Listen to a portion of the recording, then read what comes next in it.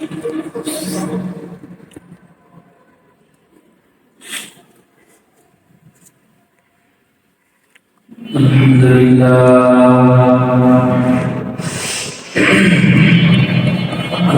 لله الذي جعل الشمس والقمر بحسبان والنجم والشجر يسجدان وفضل زمانا على زمان كما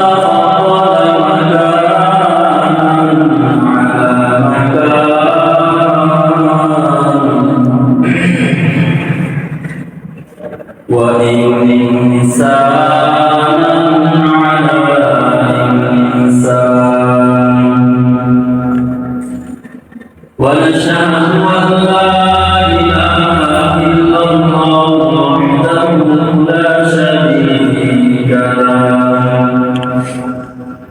لا ضد له ولا ند له ولا مثل له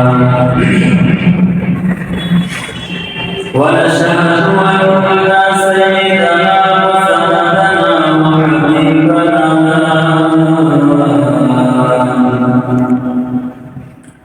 وحبيب ربنا وطبيبنا وطبيب قلوبنا ومولانا محمدا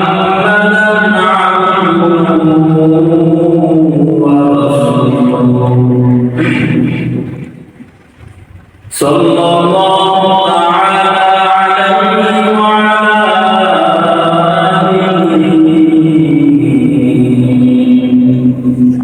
وأصحابه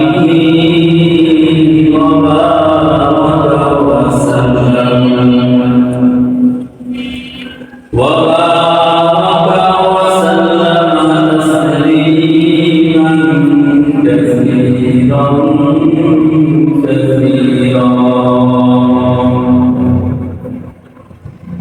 أما بعد فأعوذ بالله من الشيطان الرجيم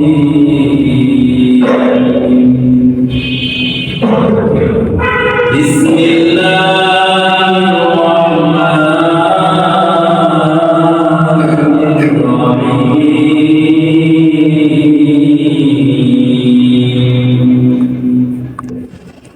اليوم نختم على أفواههم ونكلمنا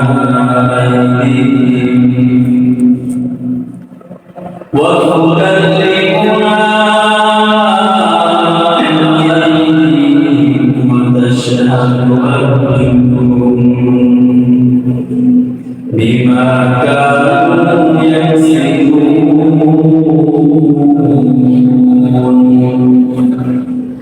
صدق الله مولانا العظيم وصدق رسوله النبي الكريم ونحن على ذلك من الشاهدين والشاكرين والحمد لله رب العالمين شكر الزبان اللهم صل على محمد وعلى آل محمد صليت على اللهم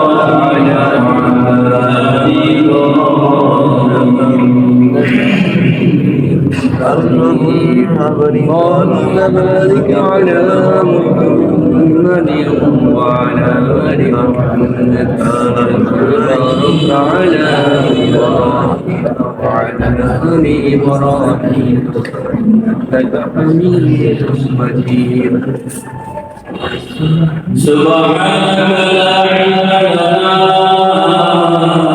إلا ما علمتنا إنك أنت العليم الحكيم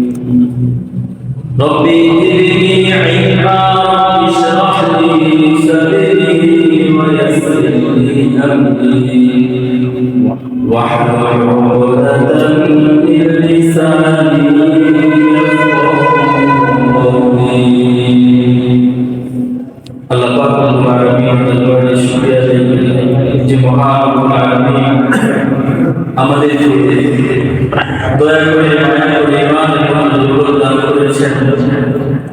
সাথে সাথে আল্লাহ জুমা নামাজ আদায় করার পর তৌফিক দান করেছেন। এজন্য রব্বে কাবা দরবারে কালিমাতুল শুকর আদায় করি আলহামদুলিল্লাহ আলহামদুলিল্লাহ। শোনা যাইতেছে যে ইমাম সাহেব খুতবা শুরু করবে, এমন সময় মসজিদে আসে। তো আয়েশা তারা আবার যখন নাকি কোনরকম 2 রাকাত শেষ হয়, তারা এরকম ভাব ভঙ্গিমা দেখায় যে তাদের কত শত ব্যস্ততা ফেলে তারা মসজিদে আসে। কতক্ষণে কার আগে বের হবে, এজন্য পাড়াপাড়ি লেগে আছে না?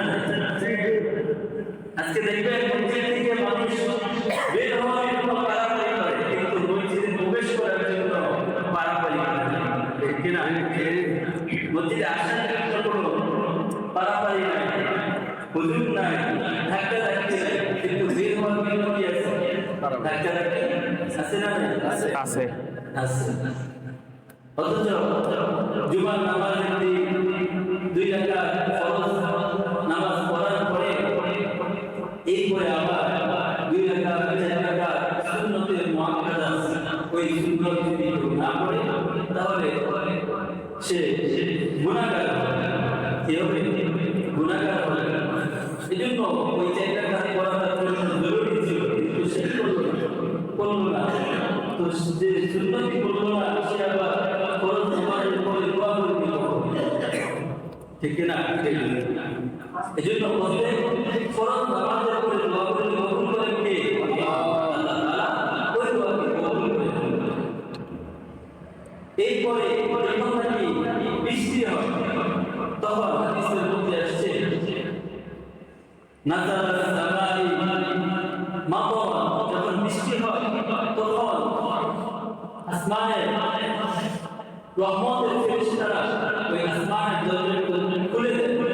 তখন আল্লাহ তাআলা ওই বান্দার যখন দোয়া করে তখন এই দোয়াকে কবুল করে নেন। আল্লাহ তাআলা ওই দোয়াকে কবুল করে নেন। তো যখন নাকি বৃষ্টি হয় তখন আমাদের বুঝতে হবে, তখন বিভিন্ন তালে কেউ নাচতে থাকে, কেউ গাইতে থাকে, হ্যাঁ, বিভিন্ন গানের সুর তাল দিয়ে বসে থাকে। কিন্তু ওই সময় দোয়া করে আল্লাহ তাআলা দোয়া কবুল করে নেন। এরপরে 2 খুতবার মাঝখানে দোয়া কবুল হয়। ওই সময় 2 খুতবার মাঝখানে যখন নাকি প্রথম খুতবা পাঠ করে ইমাম সাহেব এই 3 তাসবিহ পরিমাণ সময় বসেন, এই সময় দ্বিতীয় খুতবা শুরু করেন। এই মধ্যবর্তী সময় দোয়া কবুল করে নেন কে? আল্লাহ। এজন্য এই সময় দোয়া মনে মনে করা, আল্লাহর কাছে বিশেষ বিশেষ দোয়া করা। এরপরে আসছে যে যখন নাকি মাগরিবের সময় হয়, সূর্য অস্তের সময় হয়, ওই সময় দোয়া করলে আল্লাহ তাআলা দোয়া কবুল করে নেন।